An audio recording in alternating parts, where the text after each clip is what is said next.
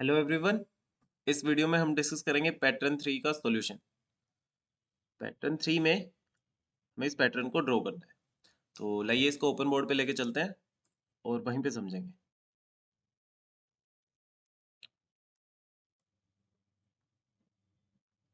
तो ये मेरा आउटपुट आना चाहिए for n is equals to 6 के लिए, राइट।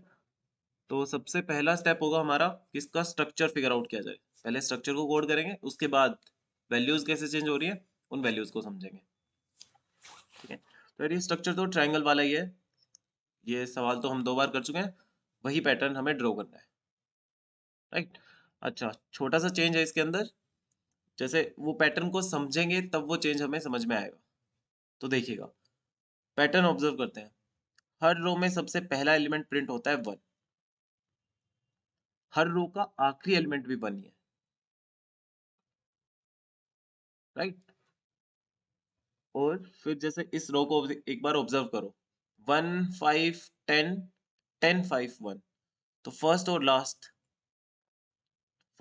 टर्म दोनों इक्वल है, सेकंड और सेकंड लास्ट इक्वल है, थर्ड और थर्ड लास्ट इक्वल है, फोर्थ और फोर्थ लास्ट इक्वल होगी, एंड सो ऑन। ऐसे यहाँ पे देख लो, फर्स्ट और लास्ट इक्वल, सेकंड और सेकंड लास्ट इक्वल, राइट। और पहली और आखिरी टर्म 1 होती है। तो एक बार NC0 और NCR के बारे में सोचो, राइट। तो NC0 की वैल्यू 1 और NCN की वैल्यू भी 1 ही होती थी। NC0 की वैल्यू 1 और NCN की वैल्यू भी 1, राइट। तो अगर मैं एक बार के लिए इसको रो नंबर 5 मानता हूं, तो पैटर्न देखो क्या प्रिंट कर रखा है। 5C0 की वैल्यू, ये है 5C1 की वैल्यू, नेक्स्ट 5C2 की वैल्यू, दिस इज 5C3 की वैल्यू, 5C4 की वैल्यू, एंड ये है 5C5 की वैल्यू, ठीक है। इसको रो नंबर 4 मान के देखो, तो 4C0 4C1 4C2 4C3 and 4C4 print हो रखा है। Row number 3, this is row number 2, this is row number 1, 1C0 1C1। ये है रो नंबर 0, वैल्यू प्रिंट हो रखी है 0C0, राइट। तो यार आइए थ्रो के लिए मुझे पता चल गया कि मेरे को क्या पैटर्न ड्रॉ करना है। IC0, IC1, IC2 up to ICI, ये पैटर्न मुझे ड्रॉ करना है। तो लाइए इसका पहले स्ट्रक्चर कंप्लीट करते हैं, फिर देखेंगे कि ये वैल्यूज कैसे फिल करें। तो इस बार n इज इक्वल्स टू 6, मतलब 6 रोज, ठीक है। तो 6 रोज का लूप इस बार मैंने 0 से लेके 5 तक चलाया, वो भी 6 टाइम्स ही चलेगा। ऐसा क्यों? कि यार जब हम लूप 1 से लेके 6 तक चलाते थे, तो वैल्यूज ऐसे वेरी करती थी, 1 2 3 4 5 6, और ये लूप चलता था 6 टाइम्स। अगर मैं लूप को 0 से लेके 5 तक चलाता हूँ, तो ये भी 6 टाइम्स ही चलेगा, क्योंकि 1 से लेके 6 तक 6 बंदे थे, 0 से लेके 5 तक भी 6 ही बंदे होते हैं, और वो 6 बंदे हैं 0 1 2 3 4 5, 6 बंदे, राइट। तो इस बार आउटर लूप आई की वैल्यू 0 से वेरी करेगा, और 6 के लिए कहां तक गया? लेस देन n तक। 6 के लिए 5 तक गया, तो 0 से लेकर लेस देन n तक इस लूप को चलाएंगे, जो कि रोज को हैंडल करेगा। कॉलम्स के बारे में सोचते हैं अब। अगर आप ith रो में हो, तो कॉलम्स की वैल्यू वेरी करेगी 0 से लेके i तक, 0 से लेके i तक दोनों इंक्लूडेड। तो कॉलम्स का लूप चलाना है, तो 0 टू i। एक रो का काम पूरा होते ही हम एक एंटर लगा देंगे, ठीक है। तो हमने कोड फिगर आउट कर लिया स्ट्रक्चर का, ये जाके उसको इम्प्लीमेंट करें, फिर वैल्यूज के बारे में सोचेंगे। तो भाई outer loop for int i equals to 0 से less than n i plus plus, rows handle हो गई। इनर लूप 0 से less than equals to i and j plus plus. जैसे ही एक रो का काम पूरा होगा, हम एक एंटर लगा देंगे, राइट। अच्छा, अब इस पैटर्न को प्रिंट कैसे करना है उसके ऊपर विचार किया जाए। तो देखो, हर रो में जो पहली वैल्यू प्रिंट होती है वो है 1, राइट। हर रो के लिए पहली वैल्यू 1। तो यार ये सीक्वेंस कैसे प्रिंट किया जाए, तो मैंने पहले ही बताया था तुम्हें, किसी भी सीक्वेंस को अगर आप प्रिंट करवाना चाहते हो तो आपको बस इतना ही पता होना चाहिए कि उसकी स्टार्टिंग के टर्म्स क्या है, और उन स्टार्टिंग के टर्म से या फिर एग्जिस्टिंग टर्म से आप अगली टर्म कैसे जनरेट करोगे। सिर्फ इतनी इन्फॉर्मेशन आपको पता होनी चाहिए तो आप पूरा का पूरा सीक्वेंस बना दोगे। तो यहाँ पे मेरे को स्टार्टिंग टर्म पता है NC0, irrespective of value of n, NC0 की वैल्यू 1 ही होगी, राइट। NC0 की वैल्यू हमेशा 1 होने वाली है। पहली टर्म मेरे को पता है।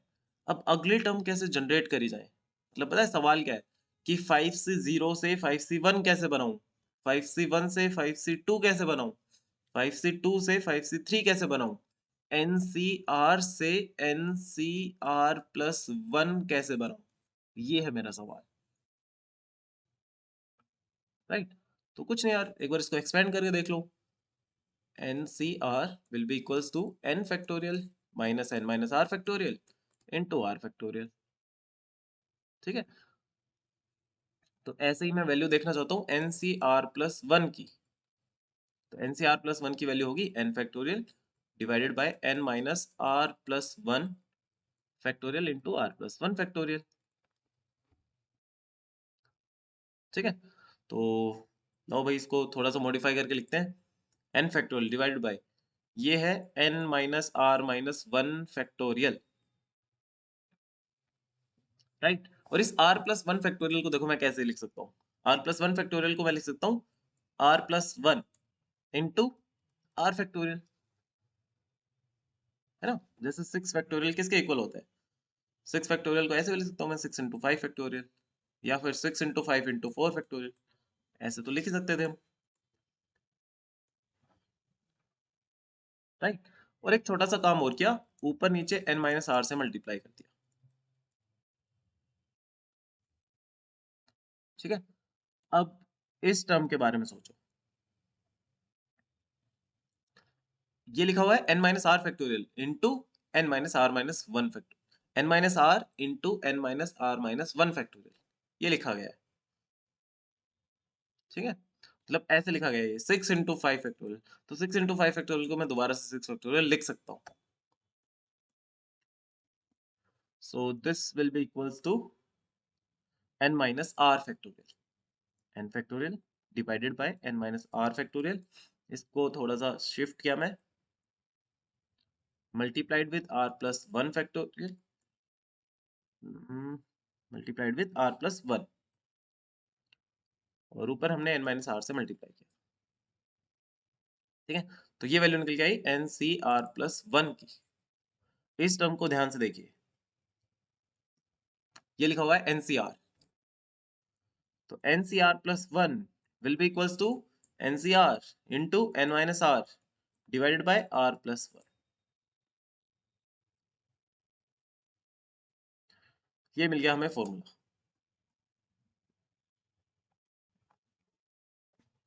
ठीक है। इस फॉर्मूले को थोड़ा सा चेंज कर रहा हूँ, थोड़ा सा चेंज, मतलब फॉर्मूला यही रहेगा, n को रिप्लेस कर रहा हूँ i से, r को रिप्लेस कर रहा हूँ j से, ठीक है। क्योंकि यार हमने तो रो कॉलम्स के टर्म्स में लिखा है, i और j की टर्म्स में लिखना है। तो ये फॉर्मूला बनेगा I C J plus 1 will be equals to I C J into I minus J divided by J plus 1, ये फॉर्मूला बन गया, राइट। तो मैं इसको ऐसे लिख सकता हूँ, यार अगर आपको पुरानी वैल्यू पता है, पुरानी वैल्यू पता है तो नई वैल्यू अगली टर्म कैसे कैलकुलेट करी जाएगी, ठीक है। तो ये है next term, next term will be equals to current term multiplied with I minus J divided by j plus 1, ठीक है। टर्म की जगह वैल्यू भी बोल सकते हो आप यहाँ, ये है करंट वैल्यू और नेक्स्ट वैल्यू कैसे बनेगी, राइट। तो ये फॉर्मूला निकल के आ गया, बस ये फॉर्मूला हमें इंप्लीमेंट करना है, ठीक। तो लो एक बार इसको ना वेरीफाई कर लेते हैं, इस फॉर्मूला को वेरीफाई करते हैं, फॉर्मूला को उठा के लाया मैं यहाँ पे,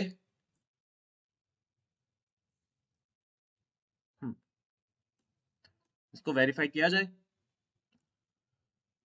तो 2-3 वैल्यूज के लिए देखो एक बार यार, हर रो के लिए मुझे स्टार्टिंग पॉइंट पता है कि स्टार्टिंग वैल्यू कहाँ से प्रिंटिंग स्टार्ट होगी, 1 से। हर रो के लिए पहला एलिमेंट जो प्रिंट होता है वो होता है 1, राइट। तो इसकी हेल्प से अगली वैल्यू कैसे बनेगी, तो ध्यान से देखना, इसकी हेल्प से अगली वैल्यू बनाना चाहता हूँ, राइट। 5 से 0, आई की value 5, row number 5, column number 0 में हो, तो अगले की वैल्यू कैसे सेट होगी, ठीक है। तो अभी की वैल्यू है 1 multiplied with I minus J, 5 minus 0 divided by j plus 1, 0 plus 1, तो ये वैल्यू निकल के आई 5, राइट। अगली टर्म की वैल्यू आ गई, ठीक है। अब 5c1 से 5c2 की वैल्यू कैसे कैलकुलेट होगी, तो देखो 5c1 के लिए आई की वैल्यू 5, जे की वैल्यू 1, और ध्यान से देखना वैल्यू कैसे कैलकुलेट होगी, बहुत ध्यान से देखिएगा। इसकी वैल्यू है 5, current value is 5 multiplied with I minus J, 5 minus 1 4 divided by j plus 1, 1 plus 1 2, और ये वैल्यू निकल के आएगी 10, ठीक है। अगले टर्म की वैल्यू आ गई, ठीक है। बस एक टर्म और देख लो, 5c2 की हेल्प से 5c3 की वैल्यू मैं कैसे कैलकुलेट कर पाता हूँ, ध्यान से देखिएगा। तो करंट वैल्यू है मेरे पास 10 multiplied with I minus J, 5 minus 2 that is 3 divided by j plus 1, 2 plus 1 that is 3, तो वैल्यू निकल के आई 10, राइट। एक आखिरी टर्म 5c3 की हेल्प से 5c4 की वैल्यू कैसे कैलकुलेट होगी, तो current value 10 multiplied with I minus J, 5 minus 3, 5 minus 3 is 2 divided by j plus 1, so 3 plus 1 4, 2 2 is 4, 2 5 is 10, value निकल के आई 5, अगले टर्म की वैल्यू आ गई मेरे पास। तो ऐसे ये पूरा का पूरा सीक्वेंस प्रिंट हो जाएगा, ठीक है, फाइन। तो लाइए अब इसको कोड करते हैं। यार हर रो के लिए वैल्यू प्रिंट होना स्टार्ट करती है 1 से, तो हर रो के लिए स्टार्टिंग पॉइंट मेरे को पता है, वेल नाम का वेरिएबल लिया, उसकी वैल्यू 1 से असाइन करा दी, और यहाँ पे आते ही उसकी वैल्यू मैं प्रिंट करा दूंगा, सेपरेटेड बाय टैब, राइट। अब इस करंट वैल्यू से नेक्स्ट वैल्यू बनाओ, तो कैसे बनती है, well multiplied with I minus J, ठीक है, और इस पूरे टर्म को डिवाइड कर दो जे प्लस 1 से, डिवाइडेड बाय जे प्लस 1, ठीक है। मैंने क्या लिखा, current value multiplied with I minus J divided by j plus 1, यही तो हमारा फॉर्मूला था। तो इससे नई वैल्यू कैलकुलेट होके आ गई, जो भी नई वैल्यू आई मैंने उसको दोबारा वेल नाम के वेरिएबल में असाइन कर दिया, मतलब अगली बार के लिए वेल की वैल्यू अपडेट कर दी, फाइन। तो ये कोड हो गया कंप्लीट, लाइए इसको चला के देखें,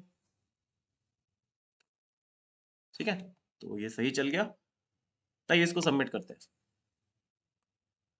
ठीक है जी, हो गया सबमिट। मिलते हैं अगले सवाल में, थैंक यू वेरी मच।